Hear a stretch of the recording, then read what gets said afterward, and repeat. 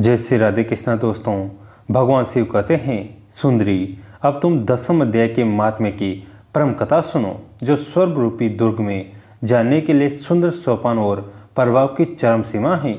काशीपुरी में धीर बुद्धि नामक से विख्यात एक ब्राह्मण था, जो मुझ में प्रिय नंदी के समान भक्ति रखता था। वह पावन कीर्ति के अर्जन में तत्पर रहने वाला, शांतचित्त और हिंसा, कठोरता और दुस्साहस से दूर रहने वाला था। जितेंद्रिय होने के कारण वह निवृत्ति मार्ग में स्थित रहता था। उसने वेद रूपी समुद्र का पार पा लिया था। वह संपूर्ण शास्त्रों के तात्पर्य का ज्ञाता था।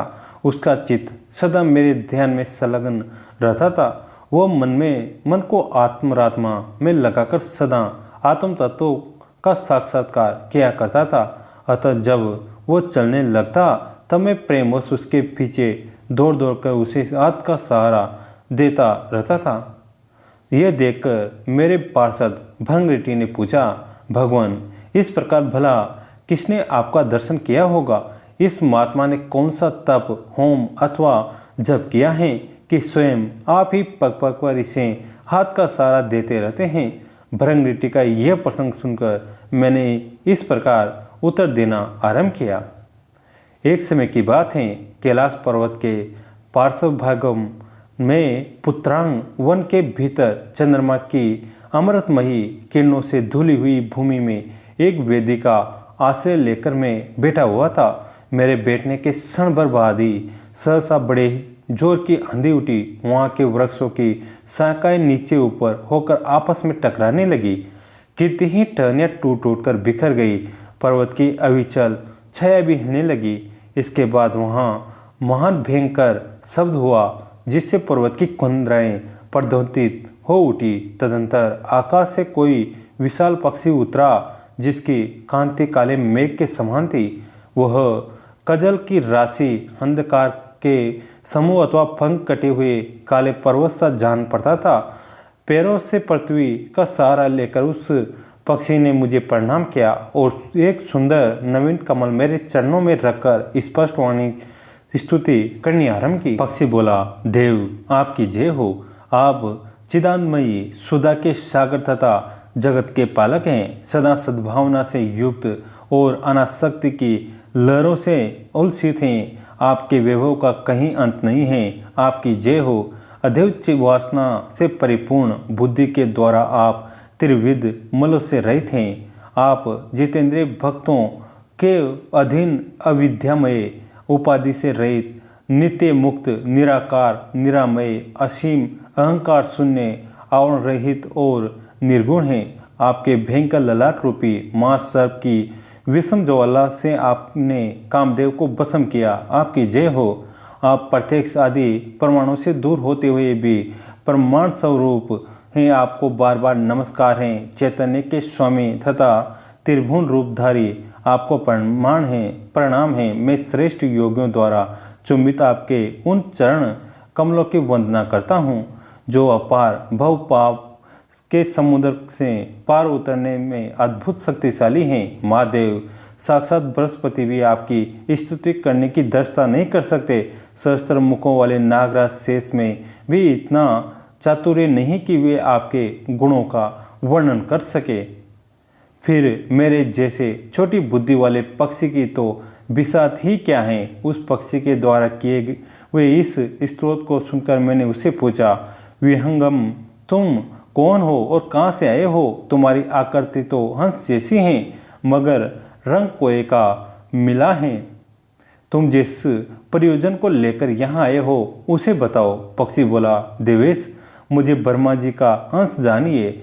दुर्जटे जिस कर्म से मेरे शरीर में इस समय कालिमा आ गई हैं, उसे सुनिए। प्रभु, यद्यपि आप सर्वज्ञ हैं, आप से कोई बात छिपी नहीं है, तथापि यदि आप पूछते हैं तो बतलाता हूँ। सौराष्ट्र सूरत नगर के पास एक सुंदर सरोवर है, जिसमें कमल लहराते रहते हैं। उसी में से बाल चंद्रमा के टुकड़े जैसे श्वेत मृणालों के ग्रास लेकर मैं तीव्र गति से आकाश में उड़ रहा था। उड़ते उड़ते सहसा वहाँ से पृथ्वी पर गिर पड़ा। जब होश में आया और अपने गिरने का कोई कारण न देख सका तो मन ही मन सोचने लगा, अहो ये मुझ पर क्या पड़ा, आज मेरा पतन कैसे हो गया, पके हुए कपूर के समान मेरे श्वेत शरीर में यह कालिमा कैसे आ गई।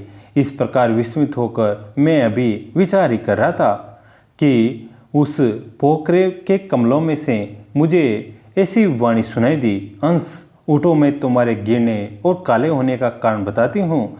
तब मैं उठकर सरोवर के बीच गया और वहाँ 5 कमलों से युक्त एक सुंदर कमलिनी को देखा। उसको प्रणाम करके मैंने प्रदक्षिणा की और अपने पतन का कारण पूछा। कमलिनी बोली, कलहंस, तुम आकाश मार्ग से मुझे लांग कर गए हो, उसी पातक के परिणाम स्वरूप तुम्हें पृथ्वी पर गिरना पड़ा है तथा उसी के कारण तुम्हारे शरीर में कालिमा दिखाई देती हैं। तुम्हें गिरा देख मेरे हृदय में दया भर आई और जब मैं इस मध्यम कमल के द्वारा बोलने लगी हूँ उस समय मेरे मुख से निकली हुई सुगंध को सूंघकर 60,000 भंवरे स्वर्गलोक को प्राप्त हो गए हैं। पक्षीराज, जिस कारण मुझ में इतना वैभव, ऐसा प्रभाव आया है उसे बतलाती हूँ, सुनो। इस जन्म से पहले तीसरे जन्म में इस पृथ्वी पर एक ब्राह्मण की कन्या के रूप में उत्पन्न हुई थी। उस समय मेरा नाम सरोजवंदना था। मैं गुरुजनों की सेवा करती हुई सदा एकमात्र पतिव्रत के पालन में तत्पर रहती थी। एक दिन की बात है, मैं एक मैना को पढ़ा रही थी। इससे पति सेवा में कुछ विलम्ब हो गया। इससे पति देवता कुपित हो गए और उन्होंने शाप दिया, पापिनी तुम मैना हो जा। मरने के बाद यद्यपि मैं मैना ही हुई तथापि पतिव्रते के प्रसाद से मुनियों के ही घर में मुझे आश्रय मिला। किसी मुनि कन्या ने मेरा पालन पोषण किया। मैं जिनके घर में थी वे ब्राह्मण प्रतिदिन विभूति योग्य के नाम से प्रसिद्ध गीता के 10वें अध्याय का पाठ करते थे और मैं उस पापहारी अध्याय को सुना करती थी। विहंगमंग काल आने पर मैं मैना का शरीर छोड़कर 10वें अध्याय के महात्म्य से स्वर्गलोक में अप्सरा हुई। मेरा नाम पद्मावती हुआ और मैं पद्मा की प्यारी सखी हो गई। एक दिन मैं विमान से आकाश में विचर रही थी। उस समय सुंदर कमलों से सुशोभित इस रमणीय सरोवर पर मेरी दृष्टि पड़ी और इसमें उतरकर जो ही मैंने जल क्रीड़ा आरंभ की तो ही दुरासा मुनि आधम के उन्होंने वस्त्रहीन अवस्था में मुझे देख लिया। उनके भय से मैंने स्वयं ही कमलिनी का रूप धारण कर लिया। मेरे दोनों पैर 2 कमल हुए, दोनों हाथ भी 2 कमल हो गए और शेष अंगों के साथ मेरा मुख भी कमल हो गया। इस प्रकार में 5 कमलों से युक्त मुनिवर दुर्वासा ने मुझे देखा। उनके नेत्र क्रोधाग्नि से जल रहे थे। वे बोले, पापिनी तो इसी रूप में 100 वर्षों तक पड़ी रह। ये शाप देकर वे क्षणभंग में अंतर्ध्यान हो गए। कमलिनी होने पर भी विभूति योगाध्याय के महात्म्य में मेरी वाणी लुप्त नहीं हुई। मुझे लांघने मात्र से अपराध से तुम पृथ्वी पर गिरे हो। पक्षीराज, यहाँ खड़े हुए तुम्हारे सामने ही आज मेरे शाप की निवृत्ति हो रही है, क्योंकि आज 100 वर्ष पूरे हो गए हैं। मेरे द्वारा गाए जाते हुए उस उत्तम अध्याय को तुम भी सुन लो। उसके श्रवण मात्र से तुम भी आज मुक्त हो जाओगे। यह कहकर पद्मिनी ने स्पष्ट तथा सुंदर वाणी से 10वें अध्याय का पाठ किया और वह मुक्त हो गई। उसे सुनने के बाद उसी के दिए हुए इस कमल को लाकर मैंने आपको अर्पण किया है। इतनी कथा सुनाकर उस पक्षी ने अपना शरीर त्याग दिया। यह एक अद्भुत सी घटना हुई। वही पक्षी अब 10वें अध्याय के प्रभाव से ब्राह्मण कुल में उत्पन्न हुआ है।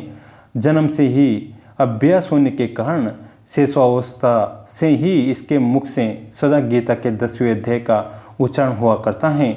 10वें अध्याय के अर्थ चिंतन का यह परिणाम हुआ कि यह सब भूतों में स्थित शंख चक्रधारी भगवान विष्णु का सदा ही दर्शन करता रहता है। इसके स्नेहपूर्ण दृष्टि जब कभी किसी देहधारी के शरीर पर पड़ जाती है तब वह चाहे शराबी हो या ब्रह्मत्याचारी क्यों ही न हो, मुक्त ही हो जाता है तथा पूर्व जन्म में अभ्यास किए हुए 10वें अध्याय के महात्म्य से इसको दुर्लभ तत्व ज्ञान प्राप्त हुआ था तथा इसने जीवन मुक्ति भी पाली है।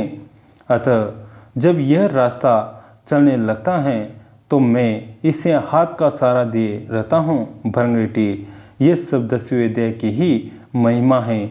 पार्वती, इस प्रकार मैंने भृंगटी के सामने जो पाप नाशक कथा कही है वही तुमसे भी कही है। नर हो या नारी अथवा कोई भी क्यों न हो, इस 10वें अध्याय के श्रवण मात्र से उसे सब आश्रमों के पालन का फल प्राप्त होता है। जय श्री सच्चिदानंद भगवान की जय हो।